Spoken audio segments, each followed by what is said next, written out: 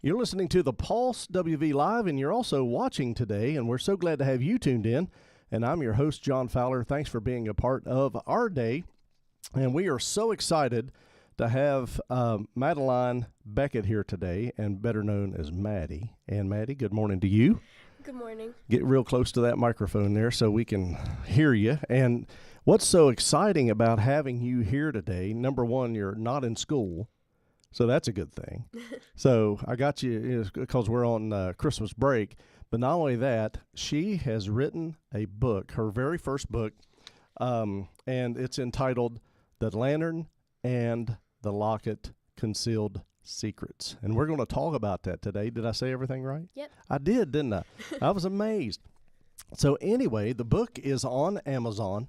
We'll show it to you right now. It's on Amazon.com, and you just type it in, and you can get your copy, and make sure that you get a copy for somebody else. And I think they're $9.99 on Amazon, aren't they? Yeah. No doubt. So, alrighty.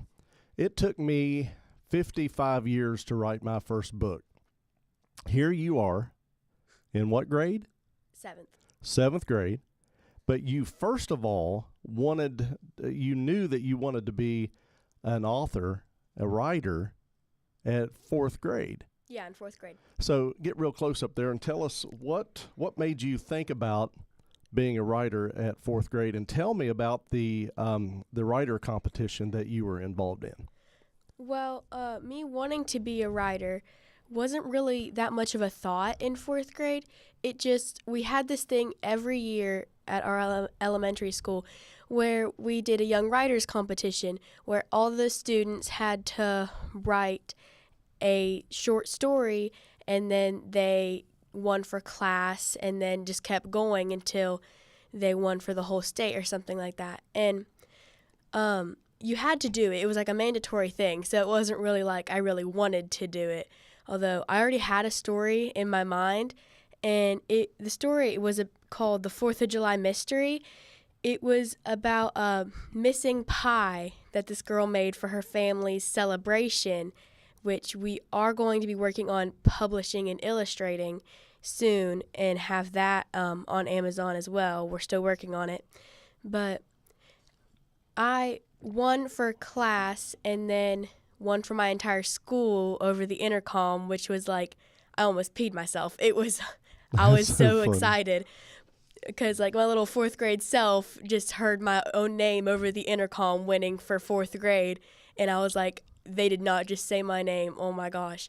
And then when I won for county, my teacher, Miss Ellis, who was very instrumental in me being a writer, she was very helpful along the way. And they took me out into the office, and the vice principal was there. And at first I'm like, what is happening? Why am I out here with the principal? But then they said I won for county. And that was just like, I remember flipping my head down, holding my hands on my face. Like, that did not just happen. And I came back in the classroom, and Miss Ellis had me announce to everybody that I just won for county. So then we went to this whole convention and everything with my dad. And Miss Ellis was there too. It was just an amazing experience. And then I'm like, I love this. I want to be an actual writer. I'm going to keep doing this. And so as you wrote this, and it was about the 4th of July? Yes. So what was the main topic of the book? I mean, what was the theme? What was it about? Was it about people? It was about these 4 kids. I can't exactly remember all their names, but I think it was 2 girls and 2 boys, and the main character was baking this pie, and then she left it out to cool in the windowsill, and then she came back after taking a nap, and the pie was gone, and she had to interrogate all of her friends.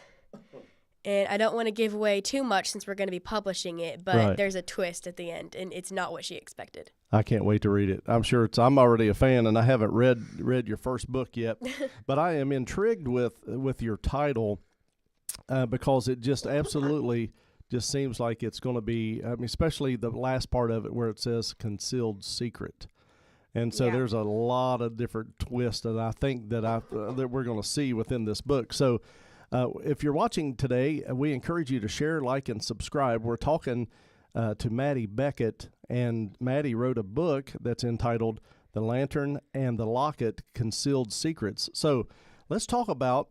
So what was your prize before we move on? What was the prize that you got? Did they give you any money or anything? Well, I'm not sure if there was money involved, but I do remember getting this little black notebook when I won for county that my vice principal gave me.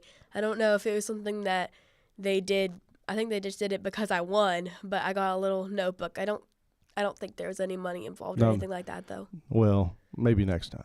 Absolutely. As you grow in this thing, it's hard to tell what's going to happen. So, where did the title, "The Lantern and the Locket," come from? And how many years ago how many years have you been working on your first book? I've been working on this one since last year in 6th grade, and the story itself has a really interesting origin. It was like we were doing this assignment in our writing class with my teacher, Miss Stratton, who was another teacher that was very instrumental in me writing. She's the one who gave us a topic. Not necessarily like you need to write a mystery or anything like that. It was you had to write a story from beginning to end. So you had to go like from the resolution to the climax and then write the beginning of the story. So I started it at the end, of course, like she said to do. And I started with this girl seeing her father after him being in the army and him being deployed. So the daughter was Amy. I've eventually named her that. And then the dad was Brandon in The Lantern and the Locket. And then that's not the actual end of the story in The Lantern and the Locket because I switched a lot of things up. But it was just purely the fact of Brandon being in the army. That was how this whole story started, was just that simple little thing that gets mentioned a couple times in the overall story. And at first, the title was She Calls Me Home. Nothing to do with The Lantern and the Locket at all, but I never had like the real climax and like gut puncher, if you will, of the story.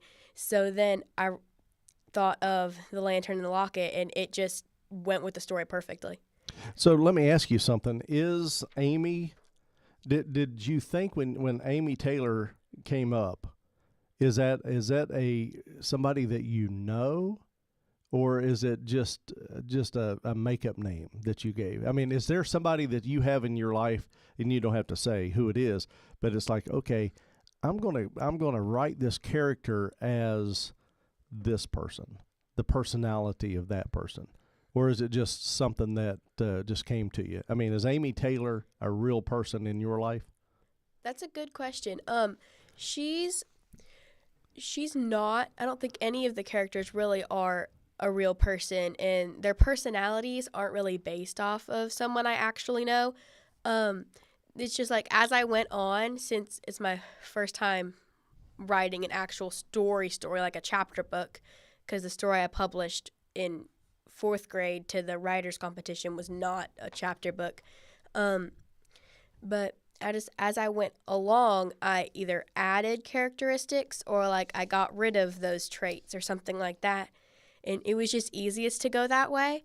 But then for the second book, I've got to follow along all the guidelines of the first book so that everything adds up. But like if I didn't like how something sounded, I could just be like, no, Amy's not going to be tough. She's going to be like soft and sweet and that sort of thing. And I could just fix that as I went. That's what I love about writing, is I can just make it my own. Yeah, it's. Let me read the back of the book. That's on the very back.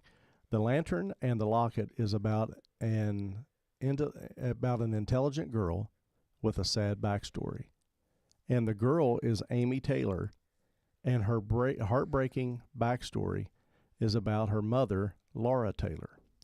Laura is planning to return to her dancing career once Amy is old enough to stay home with her dad.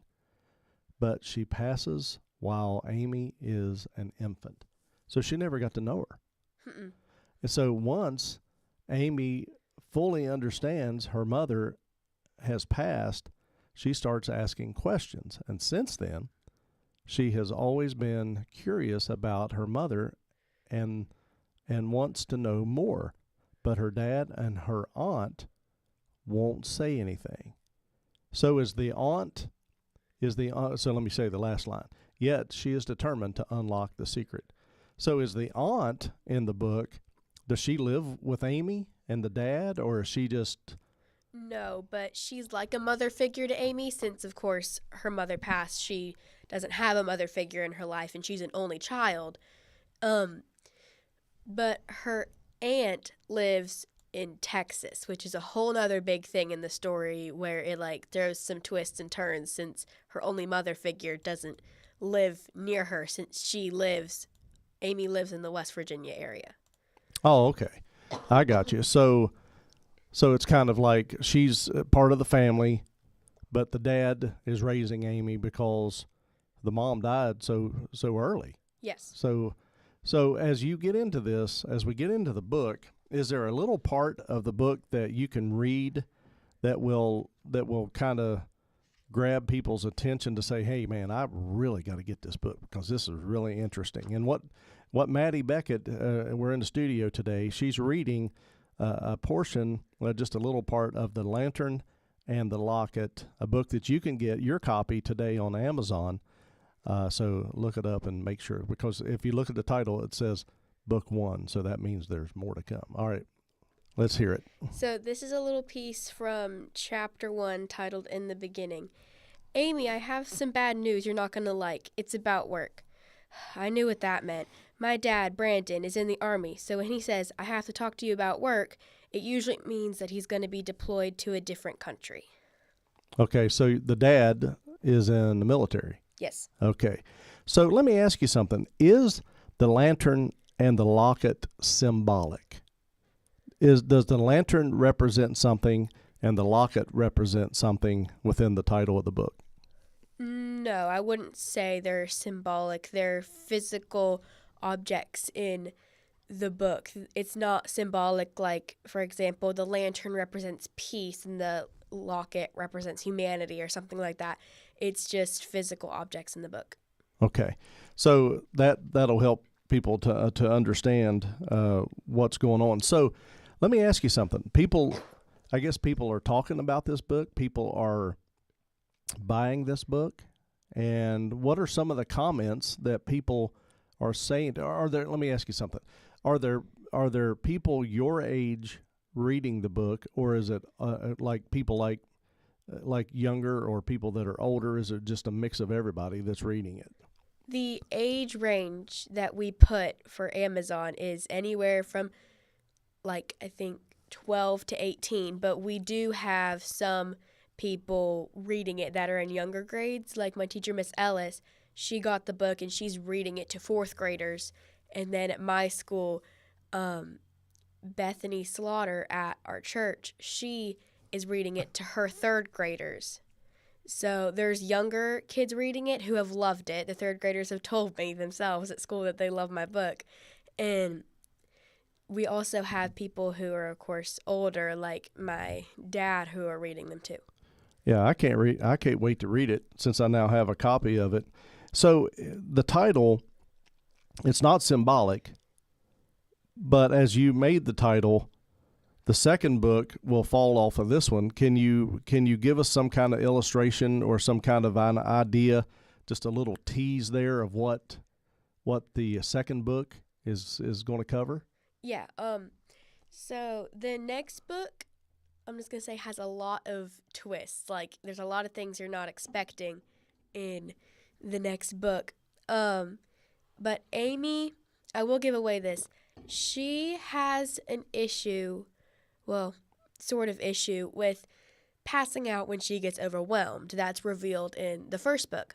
And in the second book, that sort of problem she has doesn't necessarily go away, but sort of elevates. And that changes Amy's entire perspective and adds a little bit of drama and confusion to the next book, along with the main secret of the book, since its title, Concealed Secrets.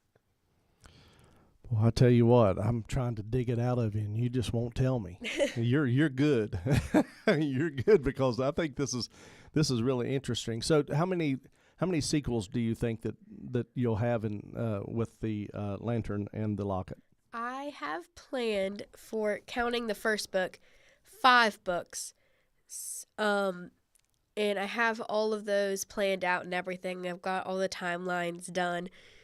But then I'm also thinking about doing an extra book for it that takes one of the different characters in the book, not Amy, just like making one book and taking their perspective on the entire story as a whole and just making it a short little book All right. about there's a villain in every story, whether they're like a bad guy or if they're just a mean bully in school or something like that.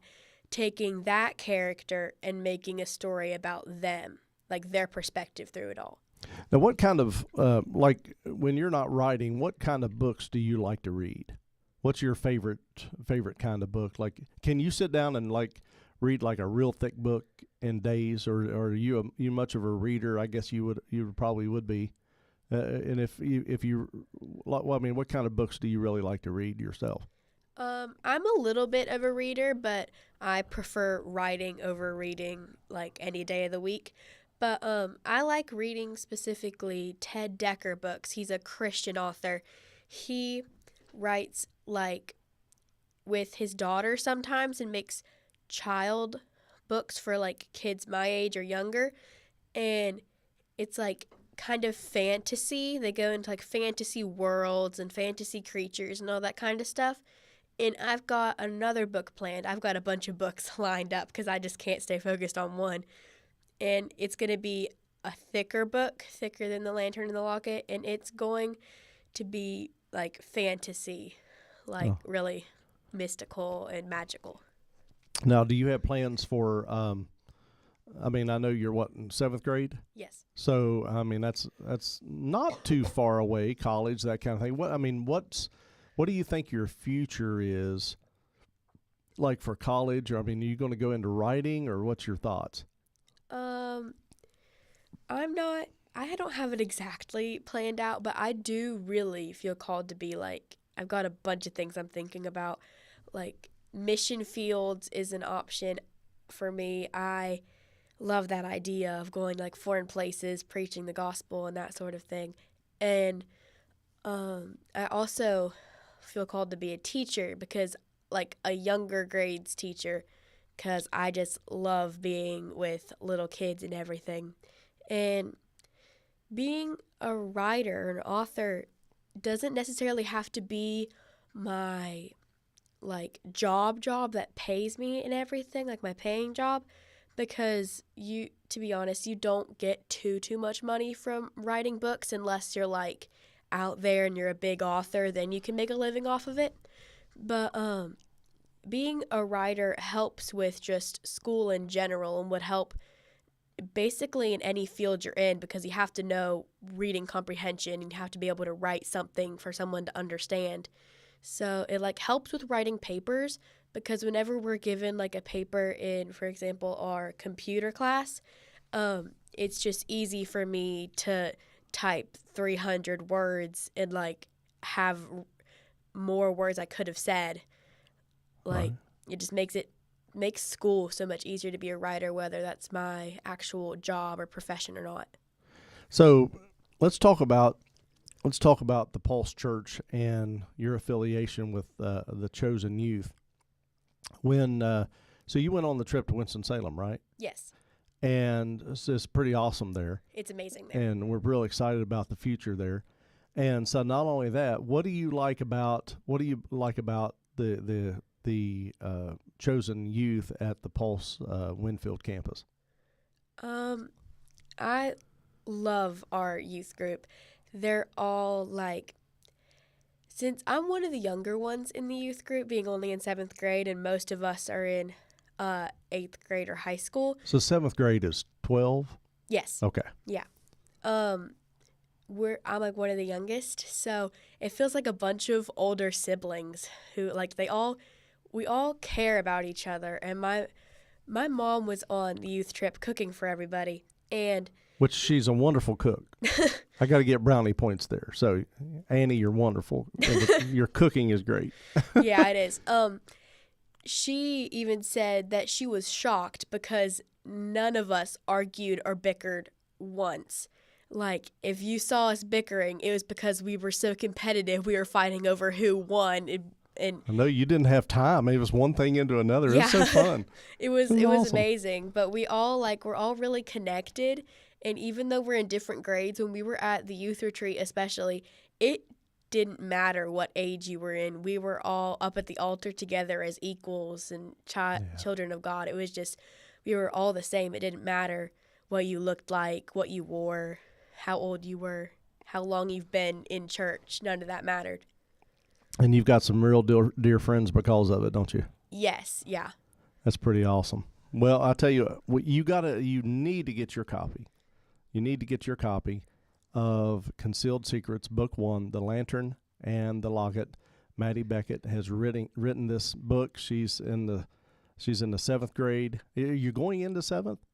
I am in 7th. You're in right 7th. now. Yeah, so you're in 7th, and she's 12 years old, wrote her first book. And so we want you to get your copy on Amazon. Maddie, you have anything else to add before we end today? Yeah, one thing. For like if there's younger people out there watching, like being a 12-year-old author is like some people think it's a crazy thing and like that's like only a super smart person could do that. I'm not going to say I'm a super smart person, but I mean, even younger kids, they can do stuff like that. You don't have to be like, oh, I want to be an author, but I need to wait until I'm this age, then I'm allowed to do it. But you can just do it whenever you're young, and you don't have to wait for a time. If God says you've got this gift, you can use it now, then use it. All right. That's pretty awesome. So get your copy today, Amazon.com. And it's called Concealed Secrets, Book 1, The Lantern and the Locket. And I'm going to take my copy, and I'm going to read today some. And I can't wait to get into this because I know it's going to be great. But you can get your copy. And if you would like to support the Winfield campus, there's 3 different ways that you can do this. And you can text the word PULSE to 1-304-244-3187. You can go to thepulsechurch.com and give through PayPal, or mail your love gift to 5368 State Route 34, Winfield, West Virginia, 25213. Maddie, you don't know what a privilege it is for you to be here and for us to sit down and talk about your book. And thanks for getting up early today when you're on Christmas break and to sit down and talk about it. But do get your copy. And get you an extra copy. They're $9.99 on Amazon. Get your extra copy and give it to somebody so that they can read it. And have a great day, and thanks for listening and watching the Pulse